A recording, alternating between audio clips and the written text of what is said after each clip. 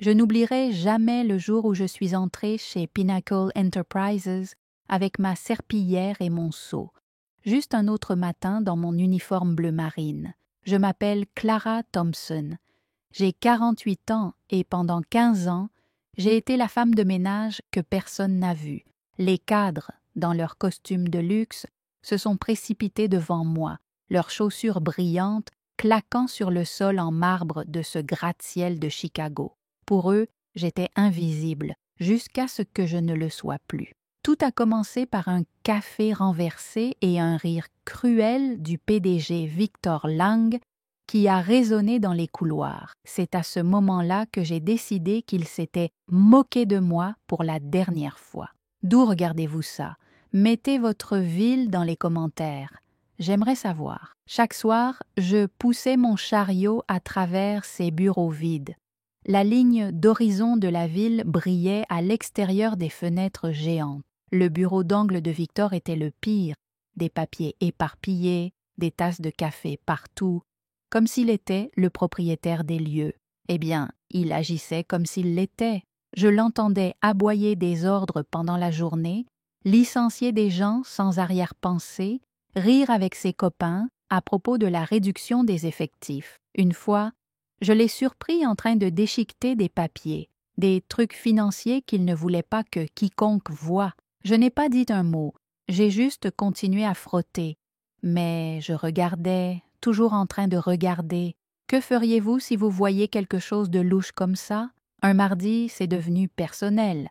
Je nettoyais le hall quand Victor est entré avec son équipe, tout sourire et voix forte. Quelqu'un avait renversé du café près de l'ascenseur, probablement l'un d'eux, et il m'a pointé du doigt en aboyant « Nettoie-le, grand-mère ». Tout le personnel s'est retourné pour regarder. Il a ri, ils ont ri, et je suis restée là, la serpillière à la main, le visage brûlant. J'avais envie de crier en retour, mais je l'ai ravalé. J'ai gardé la tête baissée. Cette nuit-là, seule avec mon chariot, je me suis fait une promesse. Il paierait pour ça. Avez-vous déjà dû vous mordre la langue comme ça?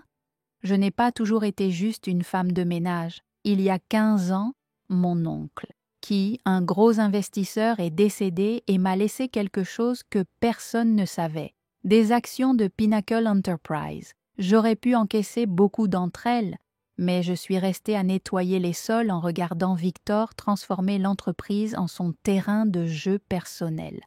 Je voyais de bonnes personnes, des concierges, des assistants, se faire licencier pendant qu'il achetait un autre yacht. Ces actions étaient mon secret, mon atout. Après cette humiliation du café renversé, j'ai appelé mon vieil ami Tom, un avocat. « Tom, ai-je dit, il est temps. Quelle a été la plus longue attente pour régler un compte? » Tom m'a rencontré dans un restaurant de l'autre côté de la ville, loin de Pinnacle, à l'abri des regards indiscrets.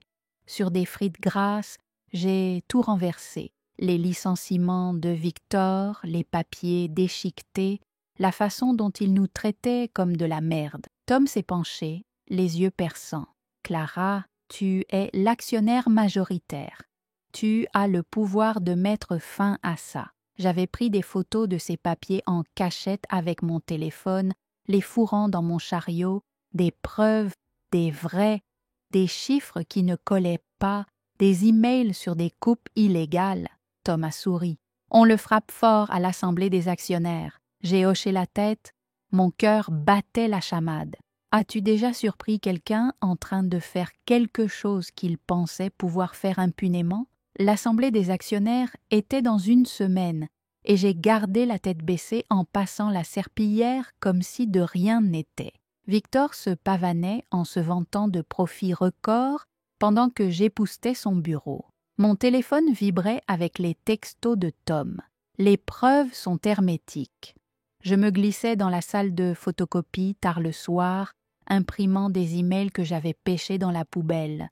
Preuve qu'il avait harcelé le personnel, falsifié des rapports. Mes mains tremblaient, mais je me sentais vivante. Une nuit, je l'ai entendu rire au téléphone à propos de la pression exercée sur les petites gens.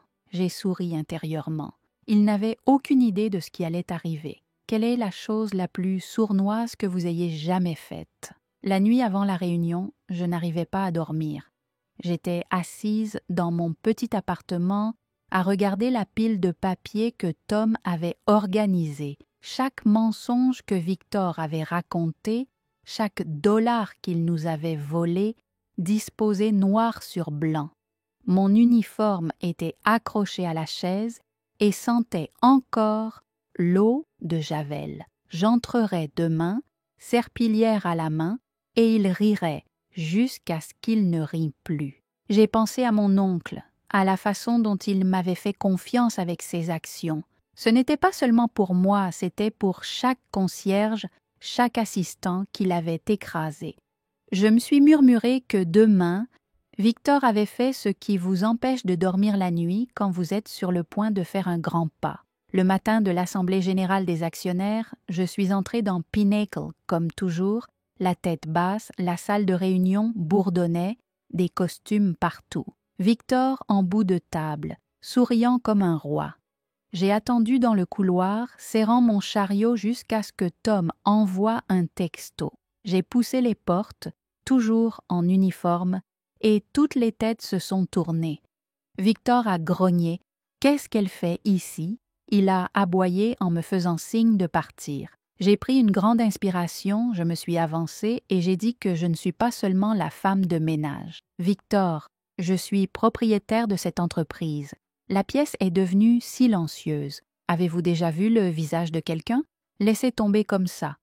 Victor a ri d'un grand rire faux et a dit « Bonne blague, chérie, retourne à ta serpillière. » Le conseil d'administration a ri nerveusement. Je n'ai pas bronché. J'ai sorti mon dossier, je l'ai giflé sur la table et j'ai commencé à lire des rapports falsifiés, des licenciements illégaux, ses propres emails nous qualifiant de jetables. Les visages sont devenus pâles. J'ai les actions. J'ai dit la voix stable et j'ai les votes. Tom est entré, papier en main, le confirmant. La mâchoire de Victor s'est serrée. « Tu ne peux pas ?» Il a bégayé. « Oh, je peux. Je l'ai coupé, tu es viré. » Victor, tout de suite, qu'est-ce que ça fait de regarder une brute se tortiller? La salle de réunion a explosé en murmures. Victor se tenait là, le visage rouge, les poings serrés. « Ce n'est pas fini », siffla en se précipitant vers la porte. Je suis restée calme en le regardant partir, puis je me suis tournée vers le tableau. Les choses ont changé aujourd'hui. J'ai dit, plus de licenciements pour le profit, plus besoin de traiter les gens comme des déchets. Ils ont hoché la tête, stupéfaits. Je n'avais pas fini. J'ai sorti mon téléphone et montré une photo de l'équipe de nettoyage. Ces gens méritent des augmentations à partir de maintenant. Quelques applaudissements hésitants puis bruyants. Pour la première fois en 15 ans, je me suis sentie vue. Avez-vous déjà eu un moment où vous avez finalement pu dire « Victor n'est pas parti silencieusement alors que je quittais le bâtiment ce jour-là. Je l'ai vu dans le parking criant dans son téléphone, faisant les 100 pas comme un animal pris au piège. J'ai continué à marcher. Mon seau cliquetait. Une dernière fois. Le soir, mon téléphone s'est allumé. Alerte d'information. Pile PDG évincé lors d'un coup d'État actionnarial. Puis ça s'est amélioré. Les régulateurs avaient vu mes fuites, gelé ses comptes, son yacht saisi, son nom traîné en ligne. Tweet le traitant d'escroc. Un tyran. Le karma n'a pas attendu longtemps. J'ai souri assis sur mon canapé. Avez-vous déjà vu le monde de quelqu'un s'effondrer aussi vite? Le lendemain à Pinnacle, l'air était différent. Je marchais sans uniforme cette fois. Juste un jean et un pull. Et les gens me regardaient sans pitié, mais quelque chose de nouveau. Respect. L'équipe de nettoyage m'a assailli dans la salle de pause, souriant. « Clara, tu l'as vraiment fait », dit l'un d'eux en me tendant un café. J'ai ri pour la première fois depuis des années. Plus tard, je me suis assis dans l'ancien bureau de Victor, signant des papiers pour des augmentations, règles éthiques.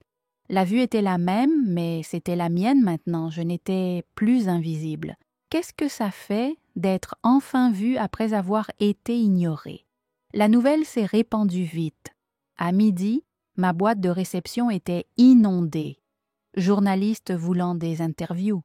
Anciens collègues me remerciant. Un email s'est démarqué.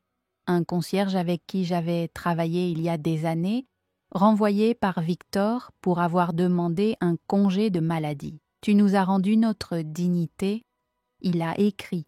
J'ai eu les larmes aux yeux en le lisant. Plus tard, j'ai marché dans les couloirs, vu des gens sourire, vraiment me sourire. Un gamin de la comptabilité m'a arrêté, dit « Toi, une légende ». Clara, j'ai haussé les épaules, dit « Juste faire ce qui est juste ». Mais à l'intérieur, je me sentais 10 fois plus grande. J'ai déjà vu quelqu'un te remercier à l'improviste comme ça? Ce soir-là, je me suis arrêtée au restaurant où Tom et moi avions tout prévu. Il était déjà là, vendredi, en attente. « Tu es tendance, Clara », il a dit en me montrant son téléphone. « Femme de ménage PDG partout. » J'ai ri. J'ai secoué la tête. Je voulais juste que Victor parte. Tom s'est penché en arrière. « Tu as fait plus que ça. Tu as réveillé. » Toute la compagnie a trinqué avec des canettes de soda comme des enfants dehors. Les lumières de Chicago clignotaient comme d'habitude, mais je me sentais différente, plus forte. J'avais passé 15 ans à attendre et maintenant j'avais gagné. Quelle est la plus douce victoire que vous ayez jamais goûtée? Une semaine plus tard, j'ai reçu un appel d'une chaîne d'information locale. Ils voulaient que je sois à l'antenne en direct. J'ai dit oui. Les nerfs à vif, assise sous ces lumières vives, j'ai raconté mon histoire. La serpillière, les actions, la chute de Victor. L'animateur s'est penché. « Pourquoi avez-vous attendu si longtemps ?» J'ai marqué une pause, puis j'ai dit que j'avais besoin de preuves. Et au bon moment, les appels ont afflué. Les gens applaudissaient, certains pleuraient en disant que je les avais inspirés à parler de leur travail. J'ai quitté le studio tremblante, mais fière. Avez-vous déjà eu un moment où vous avez inspiré quelqu'un sans même essayer? De retour chez Pinnacle, j'ai commencé de petits changements qui semblaient grands. J'ai mis une boîte à suggestions dans la salle de pause.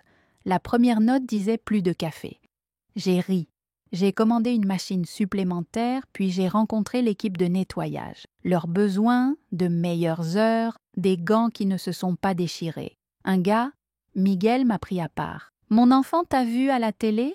Il a dit qu'il voulait être toi un jour. » J'ai cligné des yeux pour retenir mes larmes.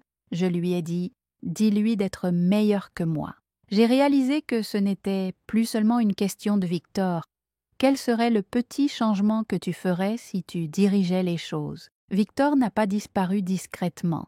Un mois plus tard, je l'ai vu dans une émission câblée en train de pester en me traitant de concierge sournois qui lui a volé son entreprise. J'ai levé les yeux au ciel. Mais ensuite, l'animateur a diffusé une vidéo de sécurité le montrant saccageant son bureau après que je l'ai viré, en hurlant comme un enfant. J'ai tellement ri que j'ai renversé mon thé. En ligne, les gens l'ont déchiré, des mèmes partout. Sa crise de nerfs tendance, ses vieux copains prenant leur distance, son empire, une punchline. Karma n'avait pas fini de le frapper. J'ai déjà vu quelqu'un creuser sa propre tombe plus profondément comme ça. Les choses se sont arrangées à Pinnacle, mais je ne pouvais pas me débarrasser de la sensation d'yeux braqués sur moi. En rentrant chez moi un soir, j'ai remarqué un gars qui s'attardait trop près, trop tranquillement. Puis mon téléphone a sonné. « Tom, Clara, Victor a posé des questions sur toi, reste alerte. » Mon estomac s'est noué. J'avais gagné, mais il ne lâchait pas prise. Le lendemain, j'ai engagé la sécurité pour l'équipage, juste au cas où. Je n'avais pas peur. Même si je l'avais affronté une fois, je le ferais à nouveau. Cette serpillière n'était plus mon arme, ma voix l'était. Vous est-il déjà arrivé que quelqu'un essaie de vous faire redescendre après que vous vous soyez levé? Le dernier coup de Victor a été rapide. Un matin, un avocat s'est présenté à Pinnacle avec une plainte affirmant que j'avais manipulé le char. Je l'ai rencontré dans le hall, calme comme toujours. « Vérifiez les dossiers », ai-je dit, en remettant le testament de mon oncle notarié et propre. Tom était là, souriant d'un air narquois. Le gars l'a parcouru, a bégayé puis est parti. Des heures plus tard, la nouvelle est tombée. L'affaire de Victor a été rejetée. Les juges ont qualifié cela de frivole. Ses frais juridiques se sont accumulés, ses derniers alliés ont été libérés sous caution. Il était fini, pour de bon cette fois. J'ai expiré, enfin libre. J'ai déjà vu le plan de quelqu'un lui exploser au visage comme ça. 1 an plus tard, Pinnacle est un endroit différent. Je suis toujours là, pas en uniforme, mais je fais les choses à ma façon. Les équipes ont eu des augmentations, les licenciements ont cessé et les gens sourient vraiment dans les couloirs. J'ai encadré cette première note de suggestion plus de café sur mon bureau, un rappel de qui je suis ici pour. Victor, la dernière fois que j'ai entendu dire, il vendait des condos dans une ville de nulle part. Il s'est ruiné et m'a oublié. Je ne suis pas un héros, juste une femme de ménage qui en a eu marre. Si je peux faire ça, peux-tu appuyer sur le bouton « J'aime », t'abonner et consulter la playlist à l'écran pour plus d'histoires comme la mienne? Où penses-tu que Karma va ensuite?